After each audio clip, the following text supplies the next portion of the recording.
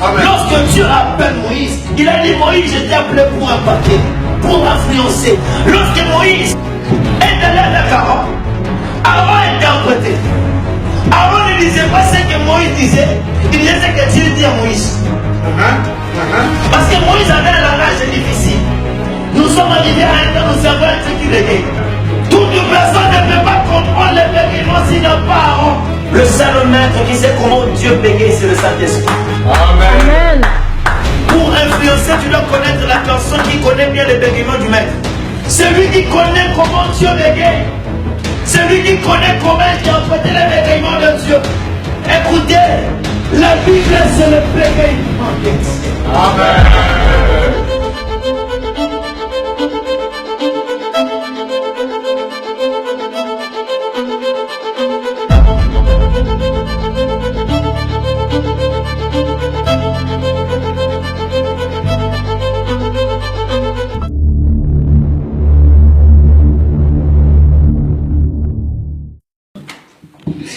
Amen, amen, amen, amen. J'aime la parole. Yes. Écoutez ce qui s'est passé. À 80 ans, Dieu appelle cet homme. Dieu l'appelle Moïse, je te choisis. Écoutez, nous allons lire la parole du Seigneur, Exode chapitre 4, verset 10 à 14. La Bible dit, Moïse a fui. Lorsque Moïse a fui, et c'est là où le problème commence. Et là où il était allé, c'était un temps que Dieu devait l'enseigner. Dieu appelle Moïse pour impacter. Mais Moïse se pose des questions. Mais comment tu m'appelles? Moi j'ai un problème de langue. Moi je bégaye. Écoutez, lorsque Dieu appelle une personne, Dieu ne peut jamais utiliser la force de la personne, mais Dieu vient utiliser la faiblesse de la personne. Amen. Lorsque Dieu appelle une personne, il n'utilise pas là où la personne est forte, il utilise là où la personne est faible. Pourquoi là où la personne est faible? Lorsque dans la faiblesse, la personne va agir, en plus glorifier les dieux qu'il a rendus faibles au commencement. Amen. Voilà pourquoi le faible commencement était toujours dur. Pourquoi? Dans le faible commencement, c'est là où Dieu nous enseigne de grandeur ou de grandes choses. Amen. Dans le faible commencement, c'est là où Dieu enseigne la destinée. Amen. Est-ce que tu es là? Amen. Lorsque Moïse parlait à Dieu qu'il a un problème, Dieu ne voyait pas ce que Moïse avait. Dieu voyait la promesse qu'il a déclarée sur Moïse. Amen. Lorsque Dieu appelle Moïse, il a dit Moïse, je t'ai appelé pour impacter, pour influencer. Tu as une mission précise. Moïse commence à se justifier. C'est ça le problème aujourd'hui chez le peuple de Dieu. Lorsque Dieu t'appelle, tu commences à te justifier. Combien de gens sont justifiés devant Dieu? Combien de gens sont justifiés devant le Seigneur? Lorsque Dieu appelle une personne, Dieu lui sait pourquoi il t'appelait. Dieu a défini un nom à Moïse, il s'appelait Jésus. Les Jésus, il est conjugué dans tous les 3 temps. Dans le passé, on l'appelle Jésus. Dans le présent, il s'appelle Jésus. Dans le futur, on s'appelle Jésus. Si tu conjugues le temps de Jésus, dans le temps présent, c'est Jésus. Dans le temps futur, c'est Jésus. Oh my God, il est Jésus. Les Jésus qui est devenu une personne qui ne change jamais, qui est resté Dieu. Alléluia. Avant d'arriver à Jésus, nous allons commencer à expliquer Moïse. Moïse est allé parler à Pharaon. Qui a interprété? Aaron. Moïse est bégayé. Nous sommes arrivés à un temps où nous savons un truc qui bégaye. Vous savez, le problème aujourd'hui c'est quoi? La femme ne connaît pas que le mari bégaye. Amen. Voilà pourquoi les fils sont morts. On cherche des femmes qui connaissent les secrets de son mari. Pourquoi? Lorsque Dieu descend dans sa colère, il faut couper les...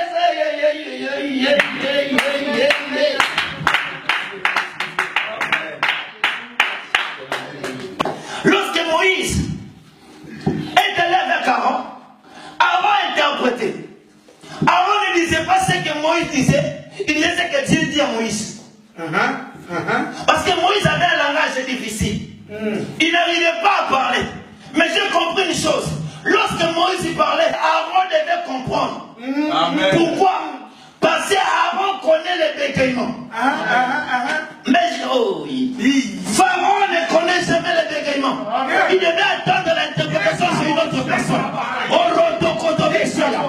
sommes arrivés à un temps, tout le monde ne connaît pas comment un homme bégaye. Amen. Hey, ce qui tue l'église, nous cherchons à bégayer, mais nous refusons d'interpréter le bégayement. Tu ne peux pas influencer si tu n'interprètes pas le bégayement. Nous sommes arrivés au temps où beaucoup des églises cherchent à rêver, combien cherchent à interpréter les songes. Joseph n'a pas eu beaucoup de songes en dehors de la maison. En dehors de la maison, on ne rêve pas. On interprète. Est-ce que je peux parler? Amen. Créé pour influencer. Yes. Écoutez ce qui s'est passé. Moïse est allé. Moïse a commencé à parler. Dieu devait frapper le peuple d'Égypte. Pourquoi? Il avait dit Dieu qu'il servait.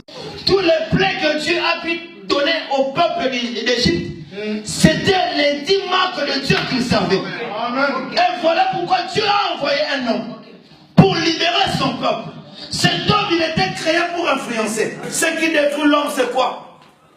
Tu ne peux jamais aller par l'offrande si Dieu, il ne te fait pas comprendre ce qu'il est.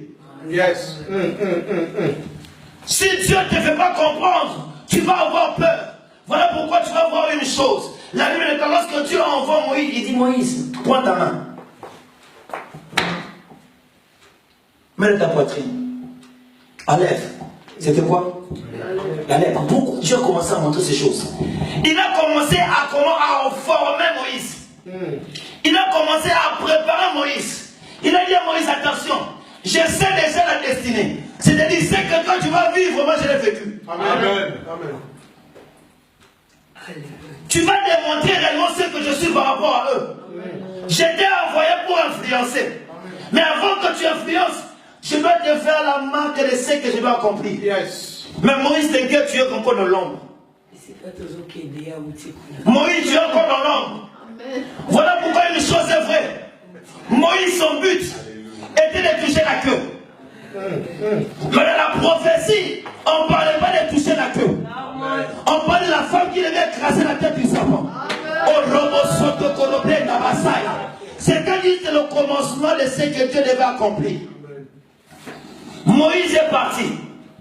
Il part. Quelqu'un temps le dixième plaît, Dieu devait frapper le premier-né. Pourquoi Dieu a fait ça? Dieu a voulu remettre à Pharaon ce qu'il avait. Hey! Alléluia. Dieu a remis à ce que Pharaon avait fait. À l'Égypte, le premier-né était plus compté. C'était sous forme de Dieu. C'était sous forme de roi. Parce que le premier-né, c'est aussi un fils de Pharaon. Lorsque Pharaon va mourir, c'est lui qui devait remplacer au royaume. Ce qui s'est passé, Dieu a tué le premier-né de Pharaon. Pharaon a demandé au peuple d'aller. Le problème, c'est quoi? Le problème, c'est maintenant, lorsque le peuple sont sortis, ils ont oublié d'écouter celui que Dieu a influencé. Tu ne peux jamais influencer si tu refuses d'être influencé. Amen. Amen. Amen. Amen. Combien de gens cherchent la gloire, mais ils refusent d'être des disciples? Combien de gens cherchent de prêcher, mais ils refusent d'écouter les autres? Ce qui tue aujourd'hui le peuple, c'est l'Internet. Les réseaux sociaux tuent beaucoup de gens de Dieu. Tu connais 2-3 versets, Robo Sendele Boko prophète. Ne te dérange pas, on t'appellera prophète. C'est bien. Quelle est ta mission? Pourquoi tu as été créé? Pour influencer qui? Gablation. Amen.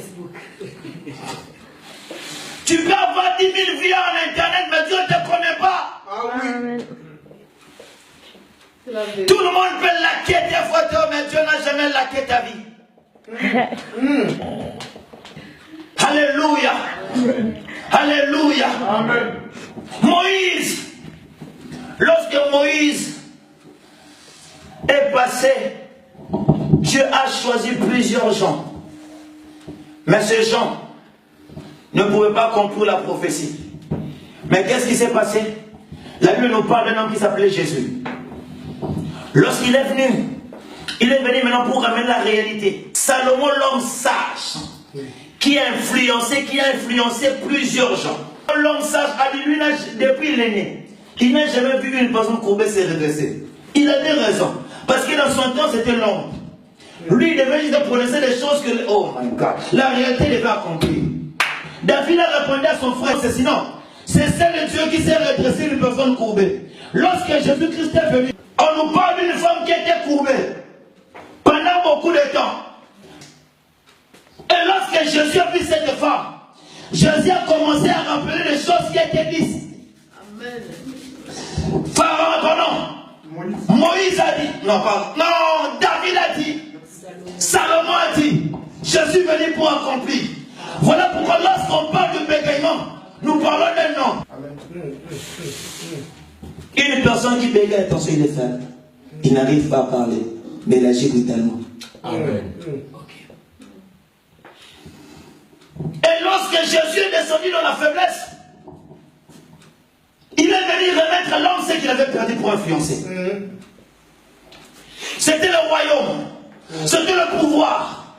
La Bible déclare ceci. Lorsque Jésus est mort, la croix de Jésus, c'était l'alliance de réunir la nation et les Juifs. Prophétiquement, l'ancienne alliance, la croix de Jésus, il devait représenter les deux fils d'Isaac. Un qui était Jacob, l'autre qui était Isaou. Le premier voleur a dit, si tu es vraiment le fils de Dieu. Non, le voleur il savait qu'il était Dieu. Amen. Le peuple juif savait, c'est lui qu'ils ont crucifié, il est Dieu. Ils ont posé la question, si tu es. Nation a dit, toi, moi je ne sais pas qui tu es, mais je sais qu'une seule chose. Il n'a pas commis le même chose que nous. C'est-à-dire, vous l'avez rejeté. Pourquoi vous le faites, vous ne le croyez pas? Mais moi je te cru. Mais lorsque tu iras chez ton père, souviens-toi de moi. Amen. Et c'est là où la nation a pris le pouvoir d'influencer. Oh my God. Dieu nous a appelés d'influencer. Écoutez, lorsque Jésus-Christ est venu, il n'a pas touché la queue. Il a écrasé la tête. Amen. Lorsque nous parlons de la tête, nous voyons lui-même le diable. Jésus-Christ est descendu à la gauche. Écoutez bien aimé dans le Seigneur, une personne qui influence, il se laisse conduire par Dieu. Amen. Une personne qui influence, il se laisse diriger par Dieu. Amen. Le problème c'est quoi aujourd'hui? Combien de enfants de Dieu écoutent Dieu? Nous cherchons à ce que Dieu nous bénisse, mais nous refusons à faire sa volonté. Tu cherches d'abord ce qui est en Dieu, mais tu refuses Dieu en personne. Tu ne peux jamais influencer si tu cherches ce qui est en Dieu et non Dieu. Amen. Amen. C'est ça le problème. Seigneur, donne-moi. Oui, Dieu va te donner. Toi d'abord, donne-toi à Dieu. Yes. Mais pourquoi nous ne nous réussissons pas? L'homme cherche ce que Dieu peut donner, mais l'homme refuse de faire ce que Dieu veut. Seigneur, donne-moi. Quand je te demande, est-ce que tu fais? Aujourd'hui, beaucoup de gens n'influencent pas parce qu'ils sont encore des hachés. Okay. Dieu ne peut jamais t'impacter si tu ne demandes pas son enseignement. Je vais parler ou pas? Amen. Je vais avancer un tout petit peu encore. Lorsque Moïse était accompagné par Pharaon, Dieu savait il y aurait une personne qui devait venir mourir à la croix et nous laisser Aaron, qui est le Saint-Esprit. Yes. Le seul maître qui sait comment Dieu bégaye, c'est le Saint-Esprit. Amen. Amen. Pour influencer, tu dois connaître la personne qui connaît bien le bégaiement du maître. Yes. Mais le problème, c'est quoi? Lorsque le maître a été crucifié, il nous a envoyé celui qui devait nous interpréter. C'est lui qui devait prier pour nous. C'est lui qui connaît comment Dieu bégaye. C'est lui qui connaît comment interpréter le bégaiement de Dieu. Écoutez, la Bible c'est le bégaiement de Dieu. Amen. La Bible c'est le bégaiement de Dieu. Amen. Toute personne ne peut pas moi s'il n'a pas Aaron. Je te veux, Aaron. C'est Aaron qui connaît comment nous expliquer. C'est Aaron qui connaît comment interpréter. Je te veux. J'ai besoin de toi, Aaron. Un enfant de Dieu qui n'a pas l'esprit de Dieu, c'est un païen. Amen. Alléluia.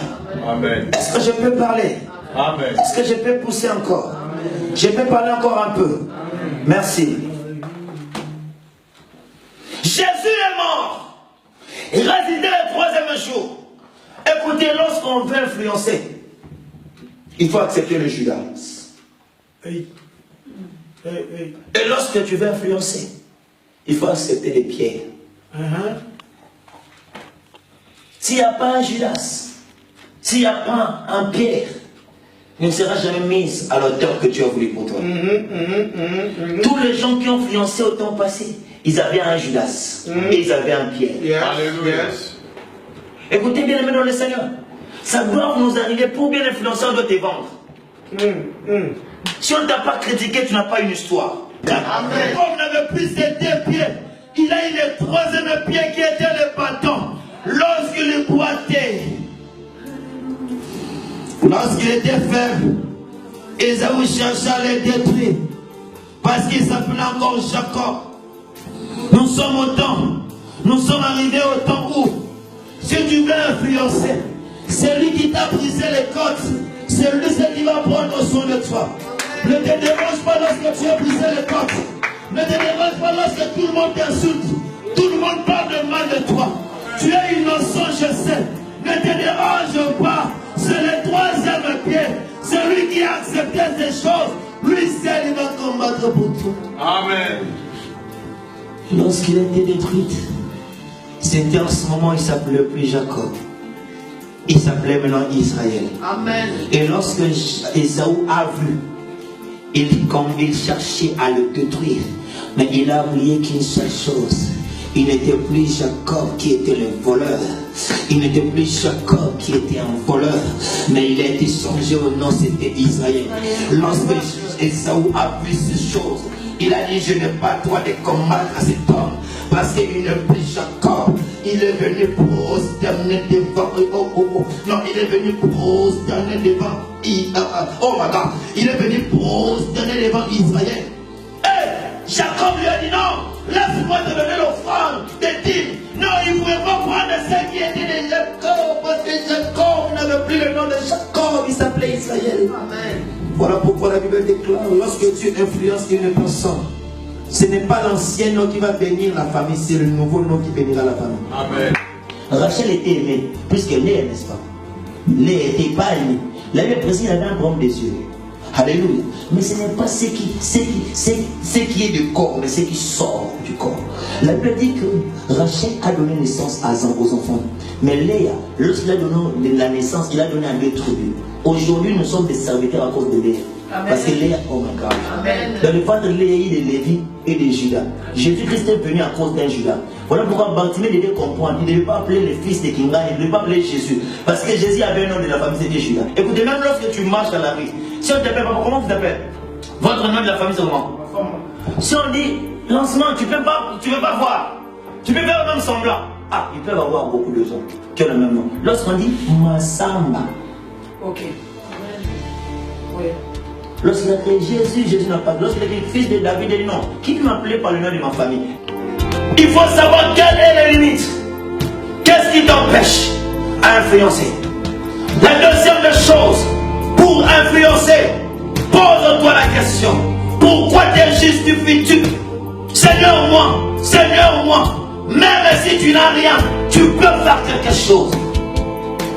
Alléluia. Amen. Alléluia. Je finis pour vous dire une chose. Voilà pourquoi lorsque David il devait combattre Goliath, il n'a pas dit seulement par la bouche. On nous interprète mal la Bible. Oh, moi j'ai combattu l'ours. Non. Il a montré de preuves. Il a montré de preuves. Voilà pourquoi lorsque Jésus, il intercède pour nous auprès du Père,